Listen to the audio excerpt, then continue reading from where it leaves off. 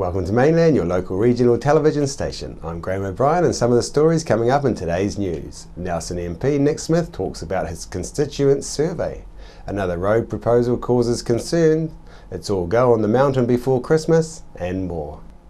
Survey results released by MP for Nelson Nick Smith last week are an indicator that over 700 people who filled it out obviously feel passionately about having their say. Chrissy Small caught up with Nick in our studio this week to find out about the results and what plans will come out of it. The annual resident survey has come out. You've got some results. Yeah, I have, and it's a really useful way of just touching base with my 65,000 constituents and seeing what's their thinking on various issues. So the first question was around this notion of Nelson making more of its centre as the biggest fishing port in the Southern Hemisphere, and having a fisheries museum and marine education centre. The principle behind it would be, I don't know whether you remember the education centre that was at Mapua that burnt down. Something of that place where school classes can go and learn about the marine environment, get their hands wet. A place that we pull together the history, which is pretty exciting, around the development of our marine industries, and a place where you can see live fish in tanks and aquariums, very much trying to say what's different about Nelson. Actually, it is that we have this huge link with the marine sector and that we can do more in that space. Survey very encouraging, over 75% of people saying, yes, it's a good idea, get on with it. Second question, Where would it be? Well, we've looked, and there's a trust that I set up with Peter Talley that looked at the current crop and food research building on Rocks Road. The one with the big mural on it? Yeah, the beautiful big mural. That's one possibility. Its foundations are basically being corroded away by that pretty aggressive coastal environment. There's a big bill of $2 or $3 million for fixing the foundations of that building. Not sure it's possible. The second option would be something out on the reclaimed port area off Ackerson Street. You may know there's a big area there that's vacant. The Trust is looking at both of those, and that's a piece of work they'll need to do in 2016. Right. Then the second question I asked was about refugees. It's been one of the biggest international stories of 2015, is these millions and millions of people that are coming out of that disaster zone of Syria. Had a lot of letters from people saying New Zealand needs to do more, it needs to lift its refugee quota. The government made a decision to take an extra 750, which in the picture of millions of people is not large. I wanted to ask people, did they think we should do more? Interestingly, they came back and they said no. They thought the government was doing its fair share. There was a lot of comments from people, need to sort the problem out at source. Quite a lot of fear of the sort of terrorism that occurred in Paris in the last month. And also quite a strong view that I know the Prime Minister holds quite strongly, and that is, if you are going to take refugees, it's better that you do it well than do a whole lot. Right. That is that you need to invest in the housing and the education and the integration of those refugees with your community. Be careful if you take too many thousands of them, that you then shortchange the backup for them, and that ends up with the sorts of people being dislocated, disorientated, and then the troubles that can cause for a community in the long term. So I was surprised by that. Then the third question was around the whole issue of online buying and GST. Right. Frustration from retailers. They feel it's unfair. You hop down to the Whitcall store in Trafalgar Street and you pay GST on a book purchase. You go buy it off Amazon on the net and you don't pay GST. And so I wanted to test with people, well, on the one hand, people go, got a good deal. On the other hand, people realise that is undermining jobs in our own area. And people very clearly came through and said, nah, if you're buying goods on the internet, you should have to pay GST like others, and that's a law change that we'll be looking to make in 2016. Okay, will that be from a certain amount of money that you spend, or is that right across the board? Yeah, well, that's what we've got to work through, because the other element for government is, look, I buy something on the net for $5, the GST might be, 80 cents or whatever it might calculate out to be, but the administrative cost is $10, and that gets silly. So we're likely to put a minimum in the air. At the moment, it is $400, which is very high compared to other countries. I think it's likely we'll bring that level down to, either $200 or $100, something down more to that level. So is that New Zealand dollars, not foreign currency? Yeah. So bring it down to something of that and say that you have to pay the GST on those purchases when they come back over the border. It's a work in progress, but in my view, it was interesting that people think, yep, you need to be fair, you need to impose the GST. And then I asked in my survey this last question, in which I said, just quite openly to people, what's the one thing you'd like your MP to advocate for to make Nelson a better place?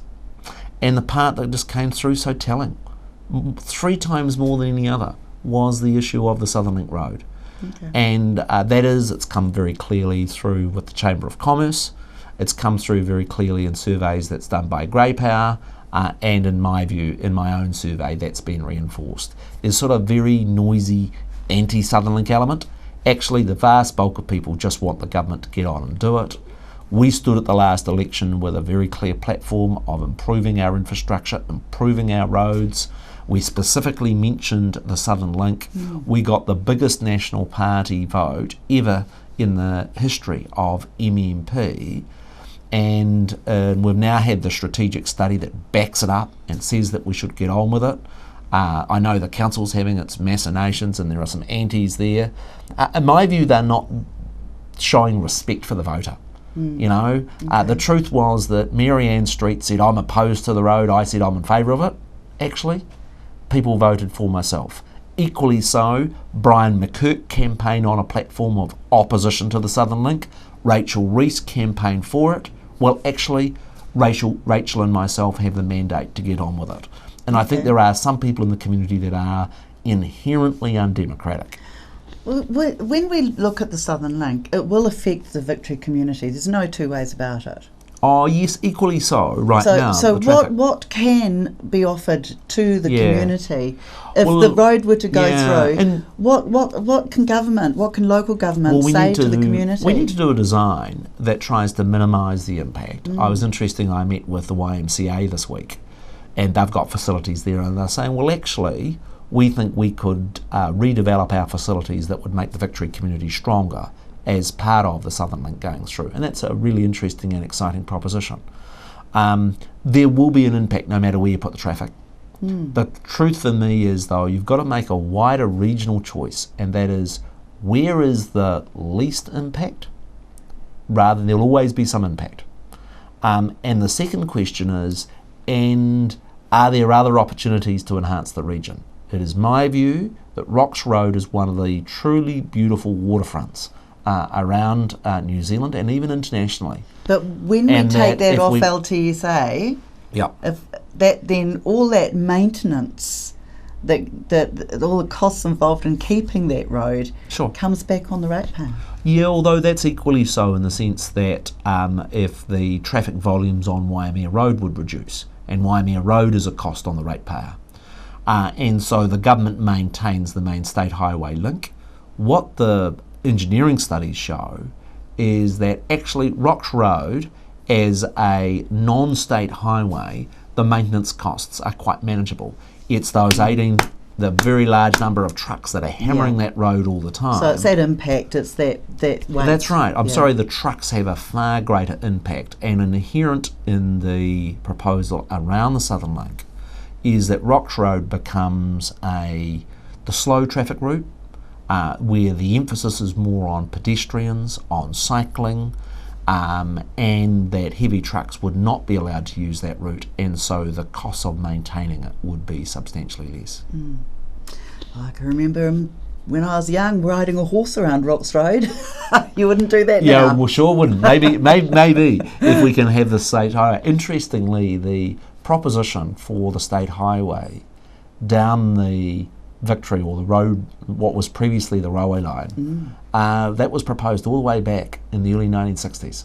Now, it's been an argument that's been going on for a good 50 years, and I remain of the view that it is the right thing long term to provide good strong links. We're spending big money on upgrading facilities like Trafalgar Park, like the Suter Art Gallery, like the Theatre Royal, like the School of Music. And if we want people to be able to access those, we need those good transport links. In my time as a Member of Parliament, the population of this area has grown by more than 20,000. All of those people have cars, they need to be able to get around, and if we don't equally boost the arteries of the region, the place will choke. Okay. And what's occurring right now is that you're getting substantive investment in commercial development in Richmond because Nelson's becoming increasingly difficult to get in and out of. And that's why I remain so focused on ensuring this project continues to proceed. Right, and hopefully there'll be some compensation or some way for Victory community to actually have a win out of this. Yeah, as well, you need. I'm just very keen to be upfront with people. Yes, we need to do a careful design to minimise the impacts on that community, but equally, I'm not going to be dishonest with them and to say, look, there is zero impact. No, there will be an impact. The community will change. There will be some of the houses, for instance, that are along St Vincent Street.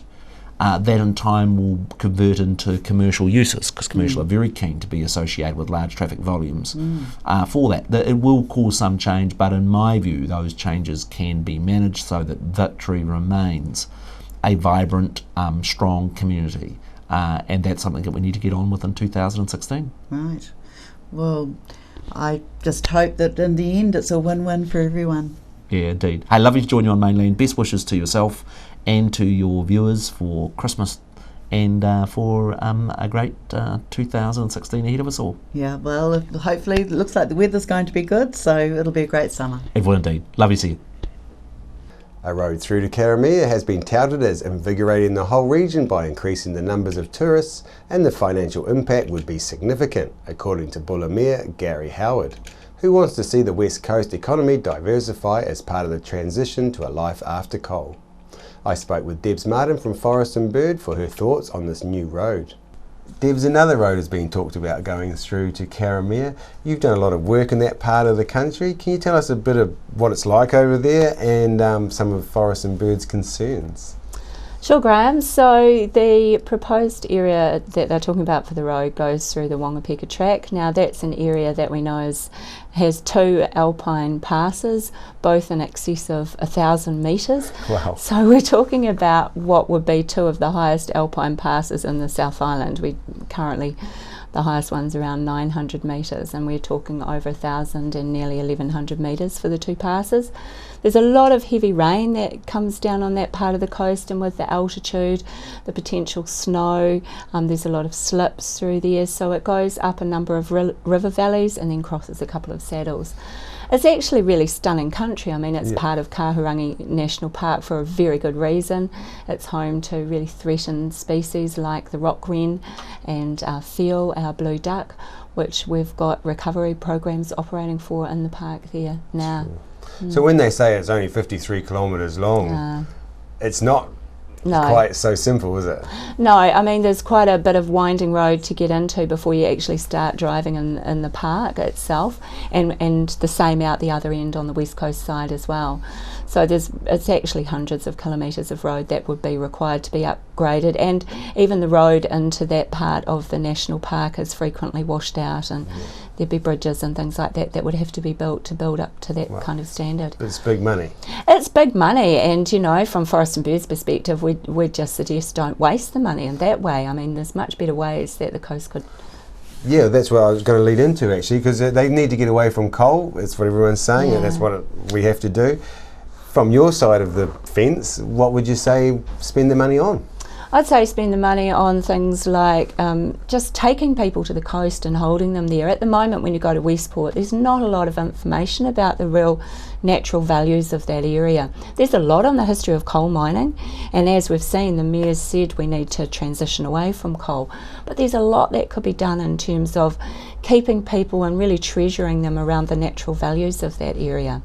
There's fantastic walks that already exist there, and across the top of the South Island we're already starting to have a conversation around a kind of conservation road trip that people could make, which I think would be really exciting and would hold people in those areas for longer, rather than spending $500 to $800 million on a road that in essence will actually just shift the traffic. I mean, currently at the moment, those people are driving through the Buller Gorge, which is an incredibly scenic place, and they stop over in Murchison for ice creams and cups of tea and coffee and explore the environment there as well. So, I mean, really, I think we're running into dangerous territory if we just start shifting a road. It will just shift people, but it won't make them stay for longer. No. And in fact, it won't make it any quicker to get to Westport, because it's actually 30 kilometres longer if you took that route.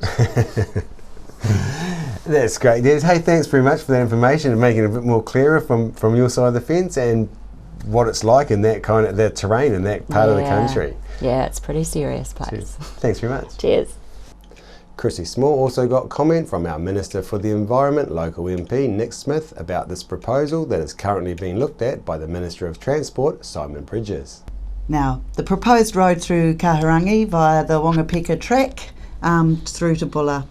It will cut some distance, of course, 56 kilometres the route will be, which will save around 160 kilometres. It sounds like a good idea, but it's not the environmental side. It's actually the economics. Right. You're talking 56 kilometres of road through Tiger Country. I don't know whether you've done the Wangapeka track. It is steep. We're talking big mountains. So that's a road that's going to cost tens of millions of dollars. And I've just got my doubts as to, Karamea is a community of 400 people.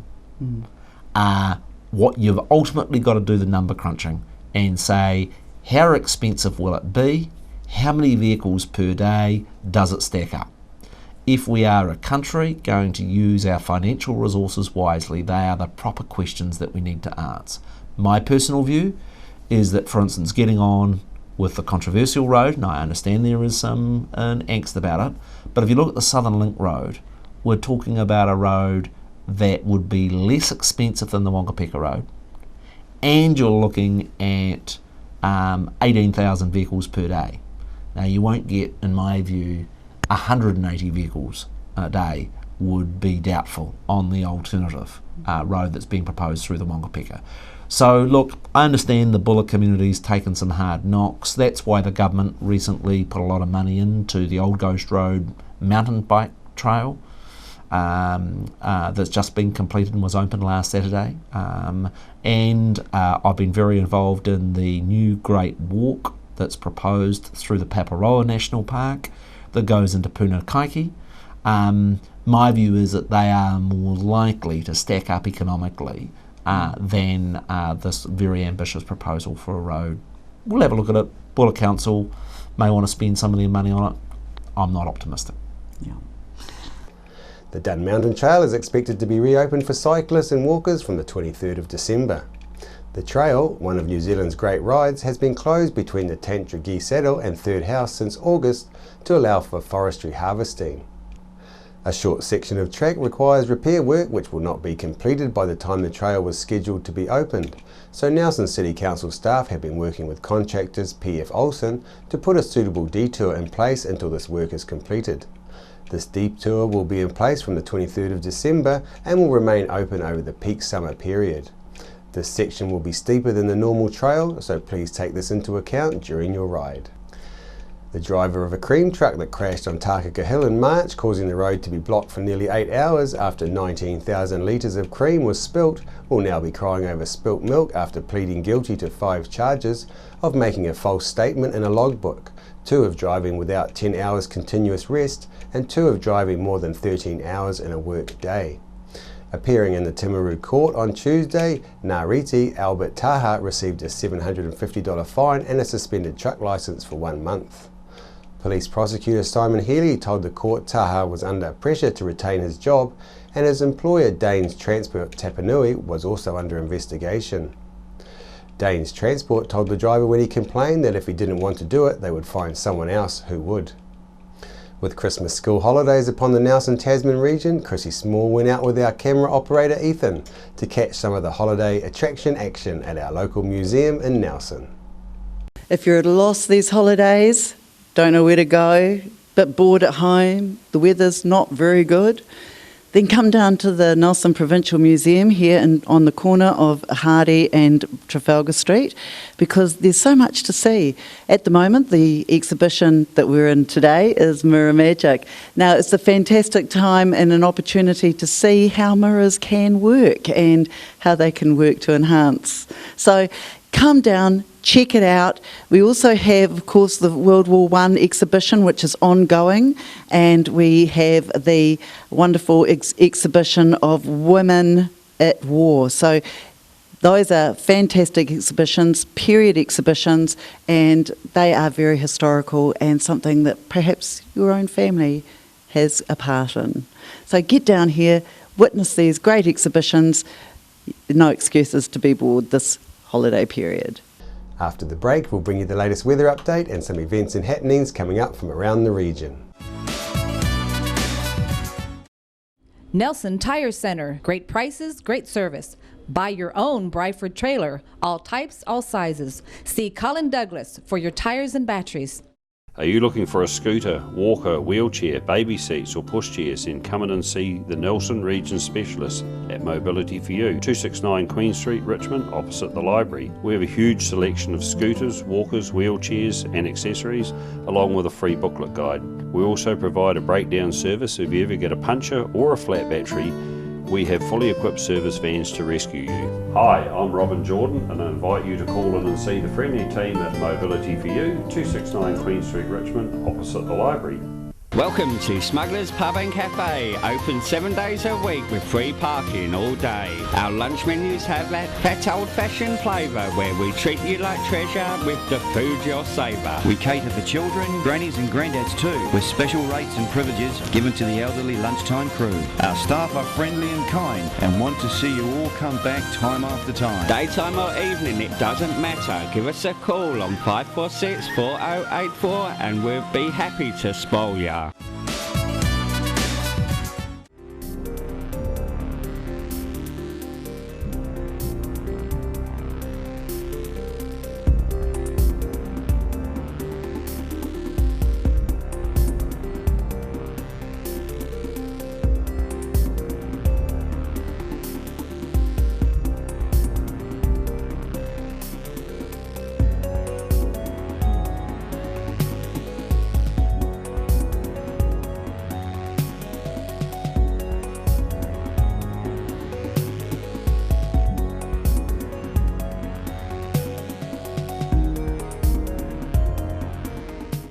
Victory 60 Plus is on Tuesdays at 1:30 through to 3:30 p.m. at 238 Upper Vanguard Street. You can join in for cards, games and a cuppa.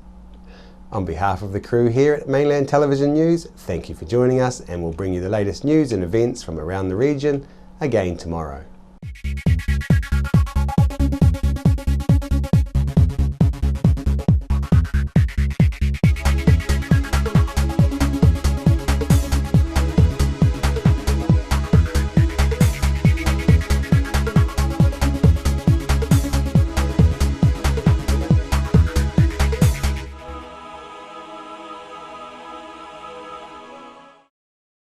Supporting local content so you can see more of New Zealand on air. We're the team at JCar, right here in Nelson, 120 Hardy Street. Our shop is full of electronic items, including security alarm systems, electronic components, solar and power, electronics toys,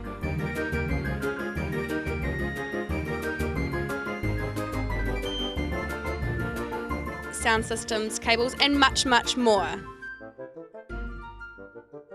JCar. 120 Hardy Street, Nelson. Nelson Tire Center. Great prices, great service. Buy your own Bryford trailer. All types, all sizes. See Colin Douglas for your tires and batteries. World War I was a defining period in our history, impacting greatly on the lives of people from the Nelson province. Memories of the First World War is an exhibition which will be displayed in a number of regional venues and is currently on at the Nelson Provincial Museum. Welcome me hearties to Smugglers Pub and Cafe, famous for hearty meals, craft ales and a friendly service way. Sensational seasonal menus with meals all day and evening too, or sail in for a snack with special menus for young smugglers and you. Settle in for a jolly old time, relax relax and enjoy our award-winning dining and lovely fine wine. Decked out in an old worldly way, we're open 7 days. Book or come on in to 8 Muritai Street, not far from the beach, walk or swim. Phone 5464084. What have we here, pray tell? That's a long-playing pizza pie. Oh, well, it won't play long around this shack. That's a big item around here, huh? You're kidding? It runs second to meatballs. Well, you're gonna roll out some later, aren't you? Warm up a few? You're a cinch. Bingo, could I offer you a little toddy? Ah, a little toddy for the body might just take the chill off. What are you featuring here tonight, Frank? Oh, I got some fine jazz. Oh, it looks clever. Funny thing, I keep hearing bells all day. Well, naturally, everybody does this time of the year. What do you say we get aboard the sleigh, huh? Here we go. Oh, jingle bells, jingle all the way. Oh, what fun it is to ride in a one-horse open sleigh. Jingle bells, jingle all the way. Oh, what fun it is to ride in a one-horse open sleigh. Grab the verse. Dashing through the snow Yes. in a one-horse open sleigh. O'er the fields we go, laughing all the way. While the bells on bobtails ring, Tell me about it. making spirits bright. What fun it is to ride and sing a sleighing song tonight. Oh, jingle bells, jingle all the way. Oh, what fun it is to ride in a one-horse open sleigh. Isn't this a lot of fun? Jingle bells, jingle all the way. Oh, what fun it is to ride in a one-horse open sleigh.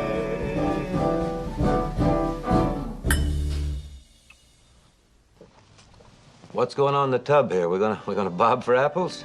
Oh, no. This is a Christmas bowl, not Halloween. It's an old English wassail bowl. Oh. That ought to bring up the volume a little. You will sing like a bird. Hi-ho, the holly, the life most jolly. You know that this recipe's hundreds of years old? Is that so? Well, I toast the long line of tipplers who have perpetuated such a noble tradition. I'm fond of drinkers myself. Oh, they had a wonderful time in merry old England. Didn't they, though? Did you ever wish that you'd been around in those days? Yes. Maybe for just one festive evening. That's about all it would last, by the way. Can we check the action out there? Yeah, let's join them.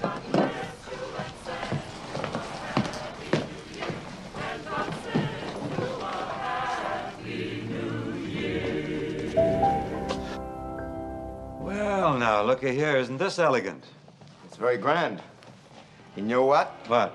I arranged this little gizmo myself. Hedda Hopper would wear it, wouldn't she?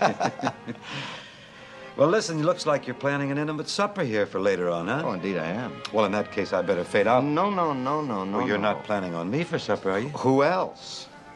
Well, I thought maybe you'd... Me have a date, did you think? Heavens to Betsy, no. Oh, no, that doesn't hardly figure. I've never been entertained so lavishly, though, before in my life. You sure it's for me? It's all for you, positively. Oh, but this is too much, Frank. You could have just, well, some suds and Swibach in the kitchen would have sufficed for old Bing. No, you know that I go all the way. Well, this is certainly a switch. You go and relax for a few minutes. Food will be ready in a few minutes. Christmas songs, huh? Oh, the whole batch of them in there. Okay. Rudolph the Red-Nosed Reindeer. I remember that. Great song. Man, I sang that a jillion times on the radio. Why don't you wing it now? Think I should? Sure. Fine. Rudolph the Red-Nosed Reindeer had a very shiny nose. And if you ever saw it, well, you'd have to say it glows. All of the other reindeer used to laugh and call him names. They wouldn't let poor Rudolph play in any reindeer games. Then one foggy Christmas Eve, Santa came to say, Rudolph, with your nose so bright, won't you guide my sleigh tonight? Then how the reindeer loved him, and they shouted out with glee, Rudolph the red-nosed reindeer, going down in history. Oh, Rudolph, what a shiner, brightens up the whole darn sky. Oh, Rudolph, looks like a miner prancing across the sky. Hoo-dee-dee, ba-dee-dee, baby, ba-ba-ba-doo-doo-doo-dee.